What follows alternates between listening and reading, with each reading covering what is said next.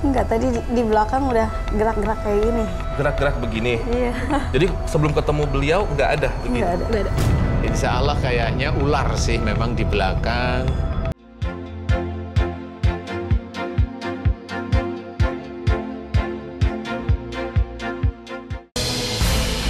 Herlinda, korban guna-guna, kerasukan siluman ular. Waduh, masih muda sekali ternyata. Halo Mbak Herlinda, Iya. silakan. Datang dengan siapa ini kalau boleh tahu? Dengan adik. Adik, namanya siapa Mbak? Kiki. Mbak Kiki ya. Mbak Herlinda boleh tahu usianya? Usia saya 24. Iya. Dan Mbak Kiki? 22. Tuh, beda 2 tahun ya. Saya mau ke Mbak Kiki dulu deh. Mbak Kiki sebelum bercerita tentang keluhannya Mbak Herlinda gitu. Kalau waktu kecil tidak ada keluhan seperti yang saya baca melalui data dari tim ya? Tidak ada sama sekali. Baru berapa tahun ini? Pertengahan 2019. Oke. Saya izin tanya Pak Ustadz ya. Pak Ustadz, Ya. yang Bapak lihat dari, maaf, gadis belia baru 24 tahun ini apa Pak? Bingung ya. Umur di 24 ada sihir, ada psikis, kemudian ada ilmu. Ilmu insya Allah itu kayaknya dari turunan, jadi bisa dari kakek atau uyut. Insya Allah seperti itu, Mas.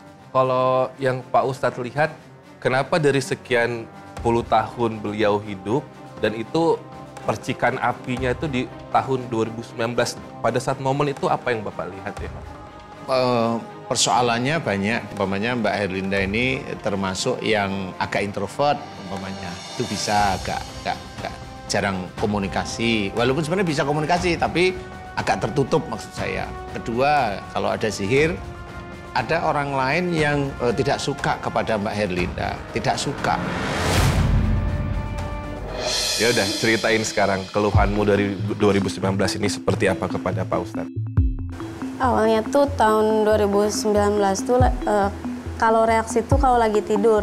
Reaksinya apa, Mbak? Kalau mau berasa tuh pasti suka ngantuk sore-sore. Misalkan jam 7 sore habis udah ngantuk. maghrib. Iya, terus kalau abis di jalan ketemu ular, malamnya pasti reaksi gitu. Hanya itu aja, reaksinya gimana? Reaksi ke tubuh gimana? Kan itu yang pertama kali kejadian. Itu tuh posisinya lagi tidur, tiba-tiba kayak suara ngegaung gitu. Kenceng, iya, kenceng banget. Mbak Herlinda yang menggaung? Iya. Ngaum gitu maksudnya? Iya, mengaung. Cuman itu kayaknya bukan dia, gak tahu juga. Ngaum. Iya, nah udah gitu teh, dipikir saya kan ngorok gitu ya, gitu.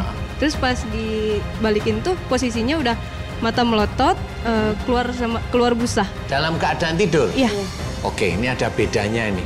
Kalau keluar busa, kalau mengaum, insya Allah tadi udah benar. Mengaumnya itu insya Allah itu ilmu dari orang tuanya Mbak Herlinda. Kemudian kalau waktu itu melihat ular kemudian tampak, insya Allah itu dari sihir. Yang tadi sihir itu dari macam-macam lah ya. Kemudian kalau keluar busa ini ada beda. Ini bisa aja mengawali dari penyakit epilepsi. Pertanyaan saya kalau ada penyakit epilepsi begini Mbak Herlinda. Apakah Mbak Herlinda ada kejengkelan dengan ayah atau ibu yang disimpan nggak pernah diceritain? Bener apa enggak? Bener. Nah, berarti ini mengawali, cuma belum epilepsi. Karena mulut sudah berbusa. Kalau kesurupan, biasanya mulut tidak berbusa. Nah, epilepsi itu insya Allah diawali dari kejengkelan Mbak Herlinda. Sebenarnya udah lama dengan salah satu orang tua, tapi disimpan, hanya difikirkan. Paham ya? Iya. Difikirkan. Bisa nggak diceritain pada saudara? Bisa. Tapi Mbak Herlinda menyimpan. Sama bapak apa sama ibu? Sama Bapak atau Ibu? Sama almarhum ayah. Almarhum.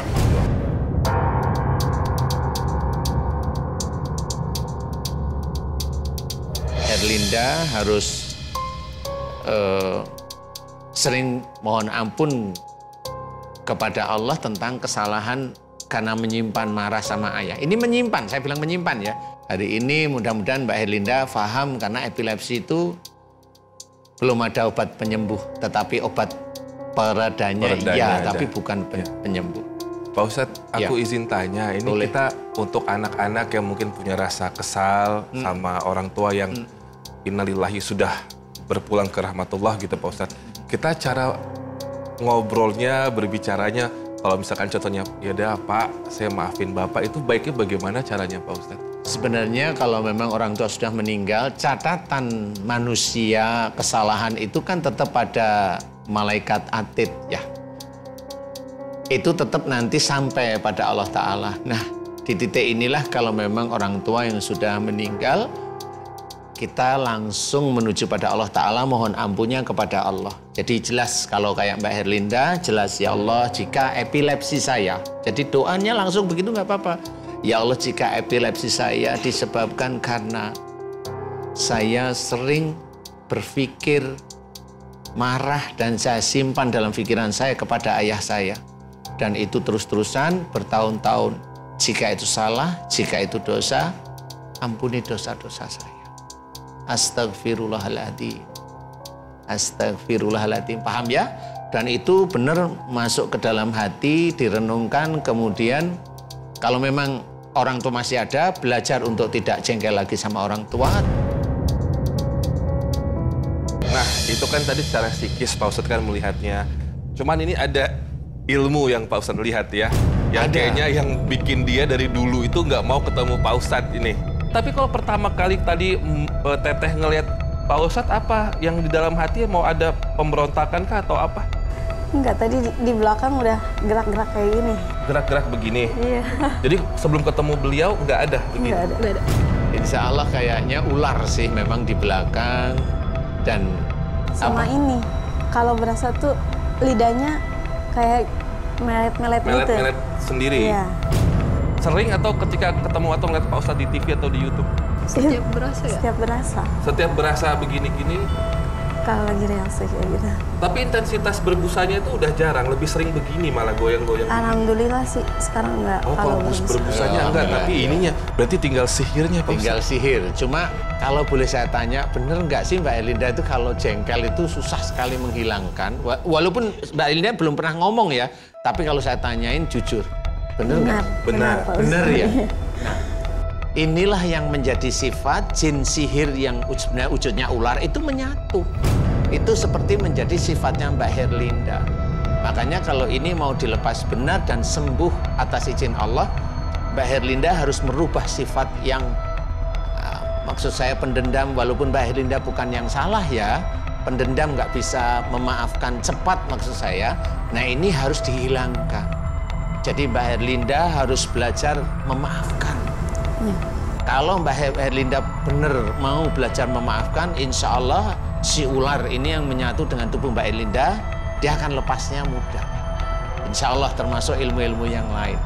Mau nggak Mbak Herlinda mulai hari ini setelah bertemu dengan saya, Mbak Herlinda berjanji pada Allah Ta'ala kalau mamanya ada kejengkelan atau marah kepada seseorang, pemaafnya nomor 1 dikeluarkan daripada dendamnya. Mau? Insya Allah, Insya Allah mau ya, paham maksud saya ya. Siap ya Mbak Herlinda? Pemirsa, bismillah, saatnya kita eksekusi.